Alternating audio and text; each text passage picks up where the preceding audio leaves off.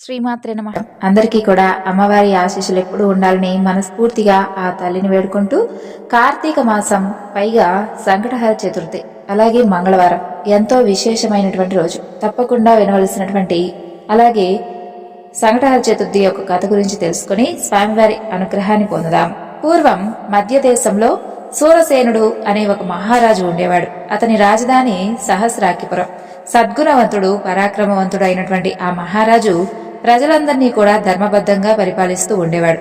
ఇక అతని భార్య మహాపతివ్రత సౌందర్యవతి. ఒకనాడు ఈ సూరసేనుడు ఉద్యానవనంలో విహరిస్తూ ఉండగా ఆకాశంలో వెళుతూ ఉన్నటువంటి ఒక విమానం అతనికి కనిపిస్తుంది. అది దివ్యమైనటువంటి కాంతితో ప్రకాశిస్తూ ఉంటుంది. ఆ విమానంలో నుండి మధురమైనటువంటి గానం అతనికి వినిపిస్తుంది. ఆ గానం ఎవరిదో కనుక్కొని రమ్మంటూ తన దూతలను పంపిస్తాడు. వారు అక్కడికి వెళ్లేసరికి హఠాత్తుగా ఆ విమానం నేలకూలుతుంది. ఇక దూతలు తిరిగొచ్చి ఆ విషయం గురించి రాజుగారికి తెలియజేస్తారు. సూరసేనుడు వెంటనే మంత్రులను వెంటబెట్టుకుని ఆ విమానం కూలినటువంటి ప్రాంతానికి వెళ్తాడు. ఆ విమానంలో దేవరాజు అయినటువంటి ఇంద్రుడు, అతని పరివారం ఉంటారు. వారిని చూసి ఆశ్చర్యపోతాడు. రథం దిగి వారికి భక్తితో నమస్కరించి, దేవేంద్ర, అమరలోకాధిపతి అయినటువంటి నీ దర్శనం భూలోకవాసులకు, మా అందరికీ కూడా కలగడం చాలా దుర్లభం. మీలాంటి మహాపురుషుల దర్శనంతో నేను మా రాజ్యం ఎంతో పావనమయ్యాయి. ఎంతో పుణ్యం చేసుకుంటే తప్ప మీలాంటి దేవరాజుల యొక్క దర్శనం మాకు లభించదు. ఇంతకీ దేవేంద్ర, మీ విమానం ఇక్కడ కూలిపోవడానికి కారణం ఏమిటి? అసలు మీరు ఎక్కడికి వెళ్తున్నారు? చెప్పదగినటువంటి విషయాలైతే చెప్పండి అంటూ వినయంగా అడుగుతాడు. అప్పుడు ఇంద్రుడు, సూరసేన, నేను నారదుడు చెప్పగా విని భూలోకంలో ఉన్నటువంటి ఋషుండ మహర్షి ఆశ్రమానికి వెళ్ళాను. ఆయన సామాన్యుడు కాదు. ప్రతినిత్యం కూడా గణపతిని భక్తితో సేవిస్తూ స్వామి సారూప్యాన్ని పొందినటువంటి గొప్ప మహనీయుడు. అందుకని ఆయన్ని దర్శించుకుని నేను, నా పరివారం మరలా తిరిగి ఇదిగో మా లోకానికి బయలుదేరాం. మా విమానం నీ నగరం మీదకు రాగానే కుష్ఠవ్యాధిగ్రస్తుడైనటువంటి ఒక మహాపాపి చూపు మా విమానం మీద పడింది. అందుకే ఇది నేలకూలిందని చూతాడు. అప్పుడు సూరసేనుడు ఇంద్రుడితో ఈ విధంగా అంటాడు, దేవేంద్ర, కొంతకాలం ఇక్కడే ఉండి మమ్మల్ని తరింపజేయండి. మీరు దర్శించినటువంటి ఆ యొక్క వృషుండ మహర్షి ఎవరు? ఆయనకు గణపతి సారూప్యం ఏ విధంగా లభించింది? దయచేసి ఆ వృత్తాంతం వినిపించండి అంటూ ప్రార్థిస్తాడు. అప్పుడు దేవేంద్రుడు, సూరసేన, నీ భక్తి ప్రపత్తులు చాలా బాగున్నాయి. నువ్వు కోరిన విధంగా వృషుండ మహాముని గణపతి సారూప్యాన్ని ఏ విధంగా పొందాడో చెబుతాను. శ్రద్ధగా విను. ఇలాంటి పుణ్యకథలను విన్నటువంటి నీకే కాదు, చెప్పినటువంటి నాకు కూడా పుణ్యం వస్తుందంటాడు ఇంద్రుడు. పూర్వం ఒక అరణ్యం దగ్గరలో నందుర అనే ఒక గ్రామం ఉండేది. ఆ గ్రామంలో పరమ దుష్టుడైనటువంటి కైవర్తకుడు ఒకడు ఉండేవాడు. వాడికి లేనటువంటి దుర్లక్షణం అంటూ ఏదీ లేదు. చిన్నతనం నుండే చిల్లర దొంగతనాలు చేస్తూ ఇతరులను మోసం చేస్తూ కాలం గడిపేవాడు. ఎలాంటి భయం లేకుండా అబద్ధాలు ఆడేవాడు. అలా వయసు పెరిగే కొద్దీ వాడిలో దుష్ట లక్షణాలు కూడా పెరుగుతూ వచ్చాయి. క్రమంగా మద్యానికి, మగవుకు అలవాటు పడ్డాడు. జోదం అతనికి నిత్య క్రీడ. ప్రతిరోజు కూడా మద్యం సేవిస్తూ గ్రామంలో ఉన్న వాళ్ళందరికీ కూడా కంటకుడుగా తయారవడంతో అందరూ కలిసి ఒకరోజు అతన్ని ఊరి నుండి తరిమేశారు.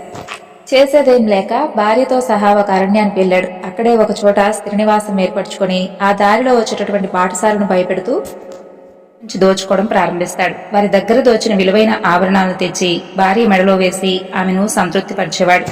అలాంటి దుష్టుడికి దారిలో అతనికి ఒక తీర్థం కనిపిస్తుంది. అది గణేష తీర్థం.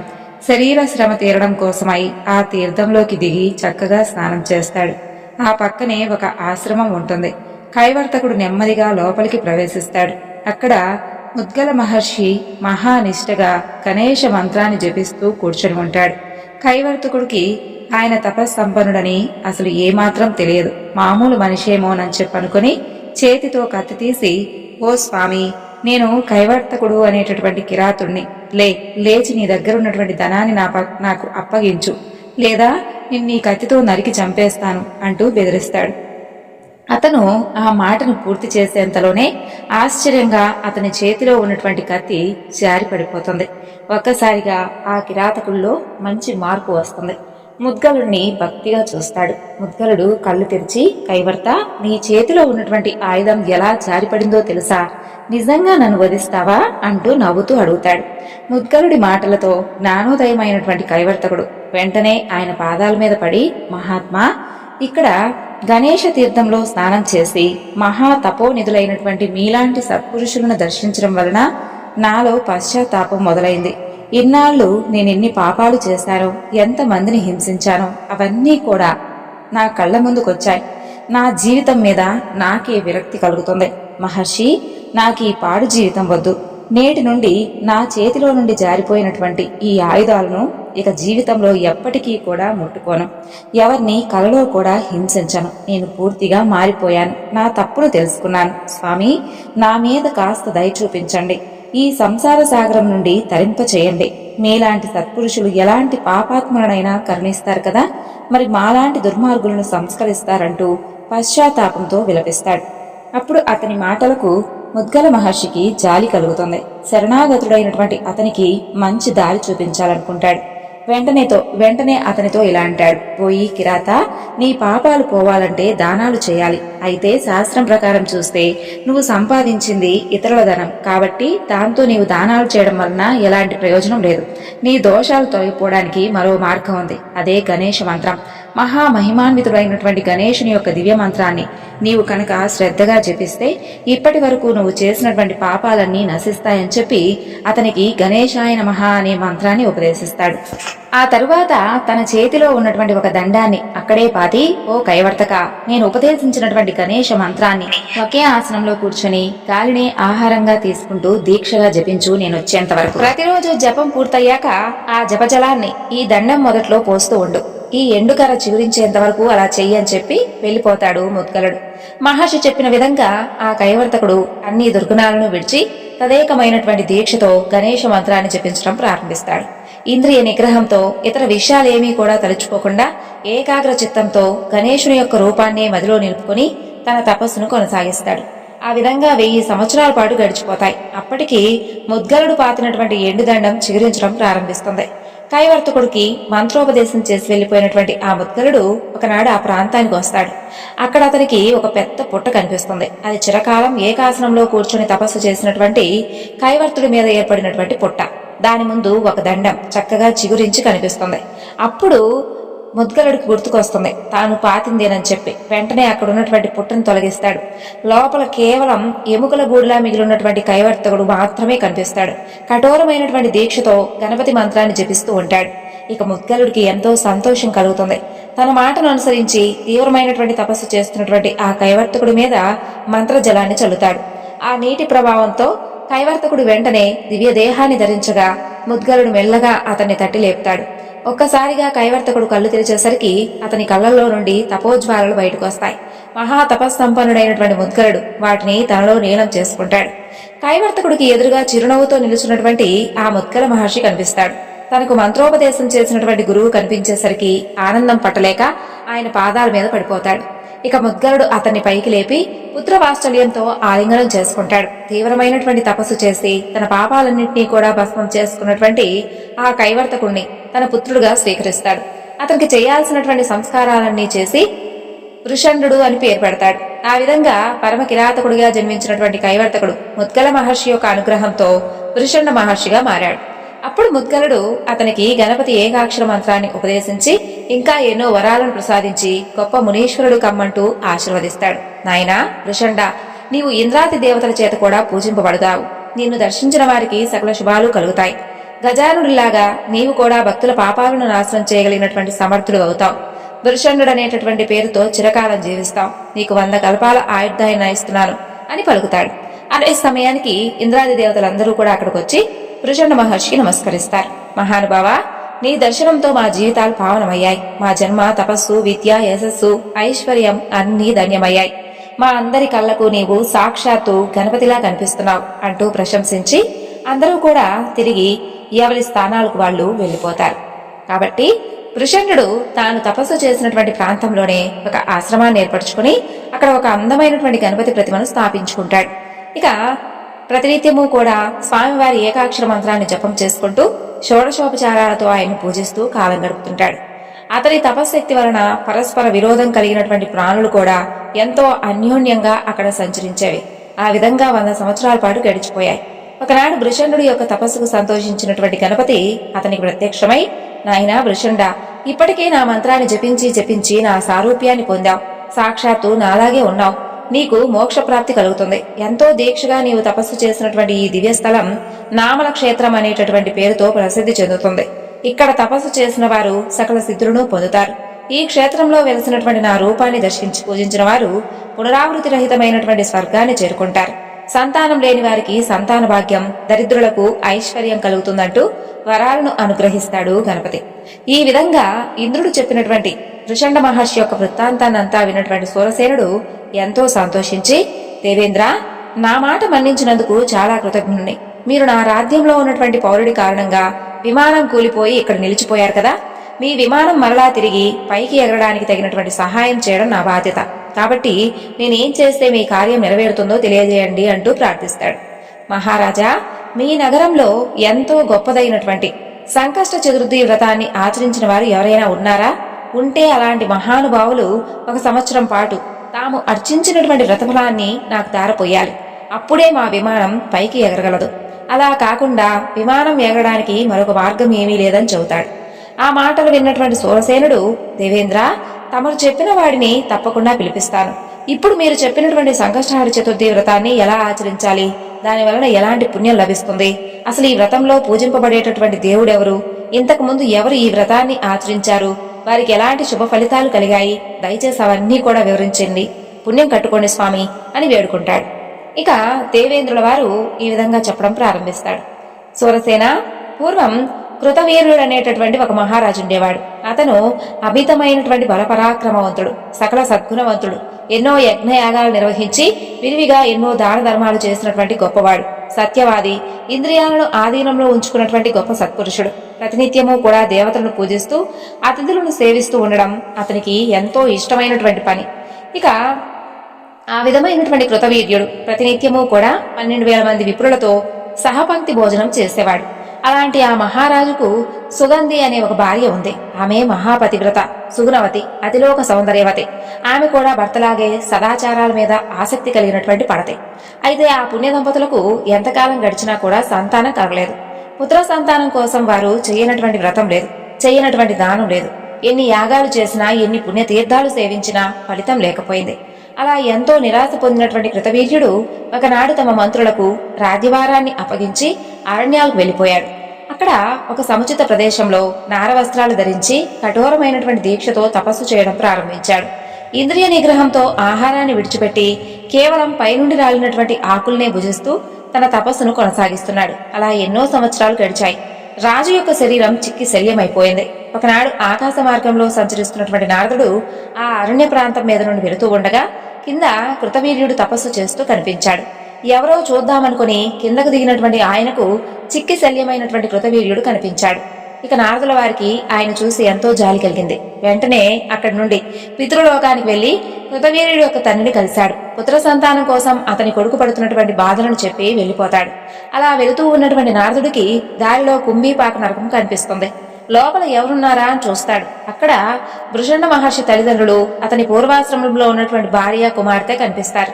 వారందరూ కూడా నరకయాతన అనుభవిస్తుంటారు. వారి బాధలు చూసి చలించిపోయినటువంటి నారదుడు వెంటనే భూలోకానికి వచ్చి, ఓ వృషండ, నీవెంతో గొప్పవాడు అయినప్పటికీ, దేవతల చేత కూడా నమస్కారాలను అందుకుంటున్నప్పటికీ పూర్వాశ్రమంలో నీ భార్య, కూతురు, నీ తల్లిదండ్రులు కుంభీపాక నరకంలో దారుణమైనటువంటి బాధలకు గురవుతున్నారు.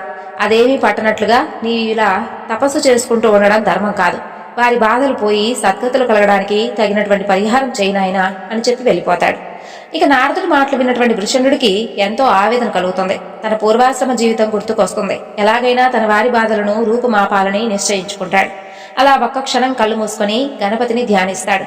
ఏం చేయాలో ఆయనకు అర్థమవుతుంది. ఒక శుభముహూర్తంలో పవిత్రమైనటువంటి జలాన్ని చేతో తీసుకుని గణేష చతుర్థి వ్రతం ద్వారా తనకు లభించినటువంటి పుణ్యఫలాన్నంతా కూడా తన వారికి దారపోయాలని ఇలా సంకల్పించుకుంటాడు.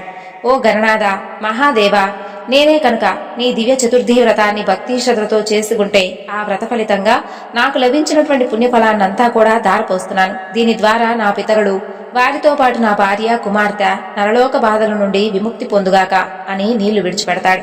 గజానుడి యొక్క అనుగ్రహంతో వృషణుడి యొక్క పూర్వీకులు, అతని భార్య, కుమార్తె అందరూ కూడా దేవతా శరీరాలను ధరించి దివ్య విమానం ఎక్కి అప్సరసలతో సేవింపబడుతూ గణేశ లోకానికి చేరుకుంటారు. కాబట్టి సూరసేన, విన్నావు కదా సంకష్ట చతుర్థి వ్రత మహిమ ఎంత గొప్పదో. ఆ వ్రతాన్ని కేవలం ఒక్కరోజు చేస్తే వచ్చినటువంటి ఫలితం ఏమిటో, అదే ఈ వ్రతాన్ని ఆజన్మాంతం ఆచరించిన వారి యొక్క పుణ్యాన్ని లెక్క పెట్టడం ఆ యొక్క ఆదిశేషుడి తరం కూడా కాదు.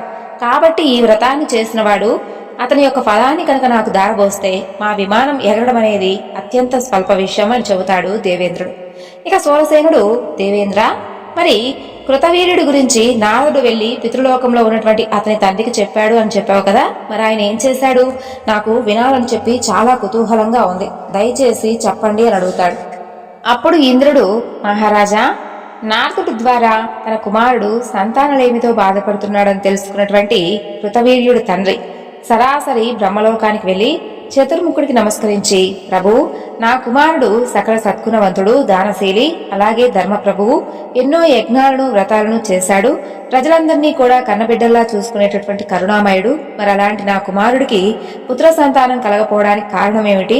అతను అసలు ఏం పాపం చేశాడు? ఏం చేస్తే నా పుత్రుడి పాపం తొలగిపోయి అతనికి సంతాన ప్రాప్తి కలుగుతుంది?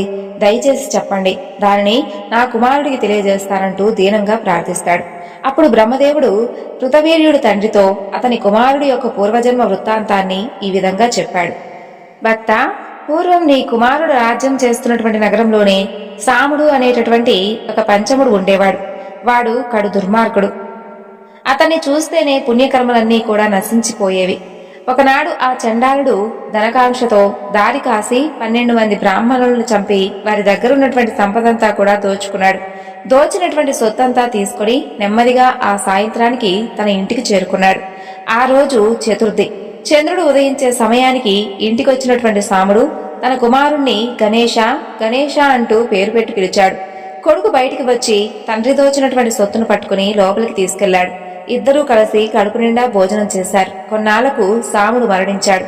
సాముడు పరమపాపి అయినప్పటికీ అతన్ని తీసుకుని వెళ్లడానికి వినాయక లోకం నుండి దూతలొచ్చారు. అందుకు కలిగినటువంటి కారణం ఏమిటి అంటే, పూర్వం అతను చతుర్థి నాడు దొంగతనం చేసే యావలో పొద్దున్నుంచి ఏమీ తినకపోవడం, సంధ్యా సమయంలో ఇంటికొచ్చి కొడుకును గణేశ అని పిలవడం, కొడుకుతో కలిసి గణేశుడు ప్రసాదాన్ని తినడం వలన అతనికి అమితమైనటువంటి పుణ్యఫలం లభించింది. పైగా ఆ రోజు గణేశుడికి ఎంతో ప్రీతికరమైనటువంటి తిథి కూడా. అందుకే అతనికి స్వామివారి అనుగ్రహం లభించింది. ఆ విధంగా దూతలు తెచ్చినటువంటి విమానం ఎక్కి సాముడు వినాయక లోకానికి చేరుకున్నాడు. కొంతకాలం గడిచాక ఆ సాముడే భూలోకంలో కృతవీర్యుడనేటటువంటి పేరుతో నీ పుత్రుడుగా జన్మించాడు. అయితే ప్రస్తుతం అతను ఎన్ని పుణ్యకార్యాలు చేస్తున్నప్పటికీ గత జన్మలో విప్రులను వధించినటువంటి పాపం వలన ఈ జన్మలో సంతాన భాగ్యానికి నోచుకోలేదు. అతను చేసినటువంటి పాపం నశిస్తేనే సంతానం కలుగుతుందని చెబుతాడు బ్రహ్మదేవుడు. ఆ మాటలు విన్నటువంటి కృతవీర్యుడు తండ్రి ఎంతో బాధపడుతూ, పితామహ, నా కుమారుడు చేసినటువంటి బ్రహ్మహత్యా పాపం క్షమించరానిదే. అయితే దానిని పోగొట్టుకునేటటువంటి మార్గం ఏదైనా ఉంటే చెప్పండి.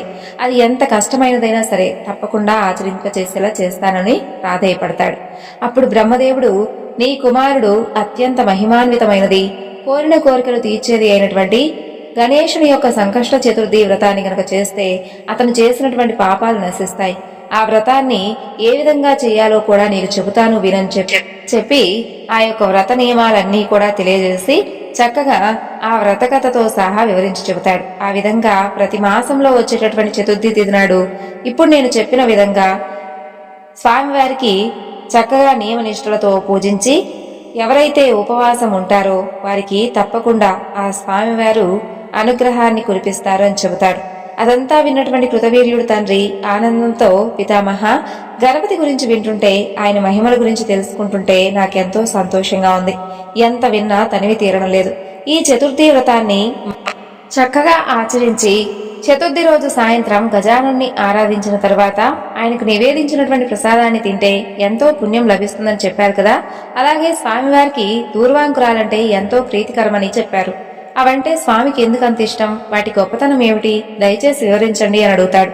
అతని ఉత్సాహానికి అతనికి తెలుసుకోవాలనేటటువంటి కోరిక ఉందని చెప్పి బ్రహ్మదేవుడు కూడా ఎంతో ఆనందించి, నీవడిగినటువంటి దూర్వాంకురాల యొక్క మహత్యం గురించి చెబుతాను వినంటూ ఈ విధంగా చెప్పసాగాడు. పూర్వం దక్షిణ దేశంలో అవంతి అనే ఒక నగరం ఉండేది. దానిని సులభుడు అనేటటువంటి రాజు పరిపాలించేవాడు. సకల సద్గుణవంతుడు, దానశీలి, భక్తిపరుడు అయినటువంటి ఆ మహారాజు గణపతి నిత్యము కూడా ఆరాధిస్తూ ఉండేవాడు. అతని భార్య పేరు సుముద్ర, మహాపతివ్రత, భర్తకు అన్ని విషయాల్లో సహకరించేటటువంటి ఉత్తమ ఇల్లాలు, నిత్యదేవ బ్రాహ్మణ అతిథులను పూజిస్తూ ఉండేది. ఒకనాడు సులభుడు అతని భార్యతో కలిసి పురాణ శ్రవణం చేస్తుంటాడు. ఆ సమయంలో బాగా చిరిగినటువంటి మాసిన వస్త్రాలతో మధుసూదనుడు అనేటటువంటి ఒక బీద బ్రాహ్మణుడు అక్కడికొచ్చి భిక్షను యాచించాడు. రాజు అతని వాలకాన్ని చూసి గట్టిగా నవ్వి అతన్ని అవమానిస్తాడు. అందుకు ఆ విప్రుడు ఆగ్రహించి, రాజా, ధనపదంతో నిండిపోయినటువంటి నీవు భిక్షార్థివై వచ్చినటువంటి నన్ను దారుణంగా పరిహసించావు. కాబట్టి ఇకపై నీవు నాగలికి కట్టుబడినటువంటి ఎద్దులా మారి నిత్యం భూమిని దున్నుతూ బాధలను అనుభవించుగాక అంటూ శపిస్తాడు. అది విన్నటువంటి మహాపతివ్రత అయినటువంటి అతని భార్య సుముద్ర ఎంతో కోపం తెచ్చుకొని, ఓ విప్రుడా, చిన్న తప్పుకు ఎంతో ఆవేశంతో మహారాజు అని కూడా చూడకుండా నా భర్తను శపించావు కదూ, అందుకు కాను నువ్వు కూడా యుక్తాయుక్త విచక్షణ తెలియనటువంటి కంచరగాడిదవైపోగాక అంటూ శపిస్తుంది. మధుసూదనుడికి మరింత ఆగ్రహం కలుగుతుంది. మహారాణి, నన్ను బ్రాహ్మణునని కూడా చూడకుండా శపిస్తావా? నీవొక చండాలురాలిగా మారి కటిక దారిద్ర్యాన్ని అనుభవిస్తూ తినకూడనవన్నీ తింటూ దౌర్భాగ్యమైనటువంటి జీవితాన్ని గడుపుగాక అంటూ రాజపత్ని సుముద్రకు శాపమిస్తాడు. ఆ విధంగా ఆ ముగ్గురు కూడా పరస్పరం శాపాలిచ్చుకుని తమ తమ శరీరాలను వదిలేశారు. సులభ మహారాజు నాగలికి కట్టుబడినటువంటి ఎద్దుగా మారిపోతే మధుసూదనుడు అనేటటువంటి విప్రుడు కంచరగాడిదిగా మారిపోతాడు. ఇక రాజపత్ని సుముద్ర దరిద్రాన్ని అనుభవించేటటువంటి ఒక చండాలురాలిగా మారిపోతుంది. ఒకనాడు ఆ చండాల స్త్రీగా మారినటువంటి సుముద్ర ఆహారం కోసం తాను నివసించేటటువంటి గ్రామానికి దక్షిణం వైపు ఉన్నటువంటి ప్రదేశానికి వెళ్తుంది. అక్కడ దారిలో ఆమెకు ఒక దివ్యమైనటువంటి ఆలయం కనిపిస్తుంది. అది మహిమాన్వితుడైనటువంటి గణేశుని మందిరం. ఆమె నెమ్మదిగా ఆ ఆలయ ప్రాంగణానికి చేరుకుంటుంది. ఆ ఆలయానికి సమీపంలో ఒక గ్రామం కూడా ఉంటుంది. ఈ చండాలి అక్కడే నివాసాన్ని ఏర్పరచుకుంటుంది. నిత్యం ఆ మందిరానికి ఎంతో మంది మునులు, యోగులు, భక్తులు వచ్చి స్వామిని అర్చించి వెళుతూ ఉండేవారు.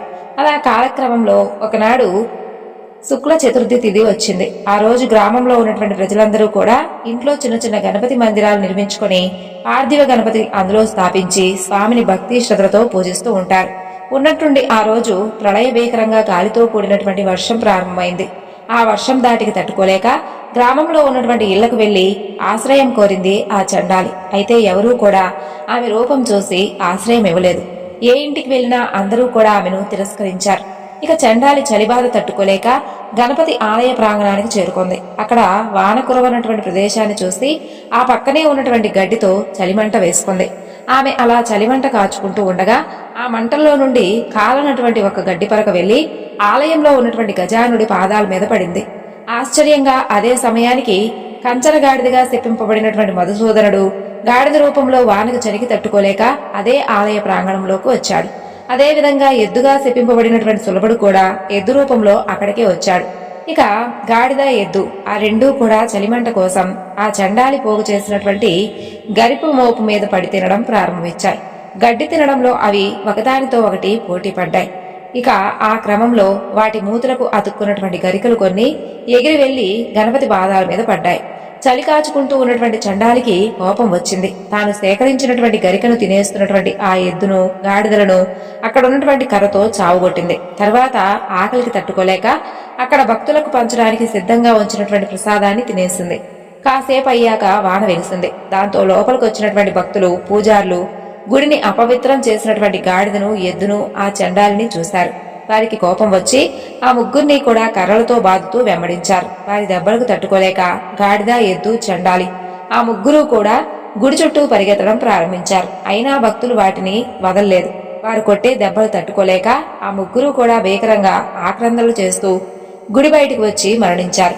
పైనుండి గణపతి వీరు పడేటటువంటి బాధలన్నీ కూడా గమనిస్తూ ఉన్నాడు. ఆయనకు వారి మీద జాలి కలిగింది. తనలో తానిలా అనుకున్నాడు, శాపగ్రస్తులైనటువంటి ఈ ముగ్గురు ఇంతకు ముందే గరికల ద్వారా తెలియకుండా నా పాదాలను అర్చించారు కదా, అది కూడా నాకిష్టమైనటువంటి ఈ చతుర్థి సమయంలో చేశారు. అలాగే నా గుడి చుట్టూ ప్రదక్షిణ కూడా చేశారు. వీరిని ఎలాగైనా కూడా అనుగ్రహించి తప్పకుండా వీరికి ముక్తిని ప్రసాదించాలి అని చెప్పి భావిస్తాడు. ఇక ప్రాణాలు కోల్పోయినటువంటి ఆ ముగ్గురికి దివ్య దేహాలను ప్రసాదిస్తాడు. వెంటనే వారిని తీసుకుని వెళ్లడానికి వినాయక లోకం నుండి ఒక దివ్య విమానం దూతలతో సహా వచ్చి వారి ముందుకు వస్తుంది. ఆ దివ్య దృశ్యాన్ని అక్కడే సాధన చేసుకుంటున్నటువంటి కొందరు యోగులు, తపస్సంపన్నులు చూశారు.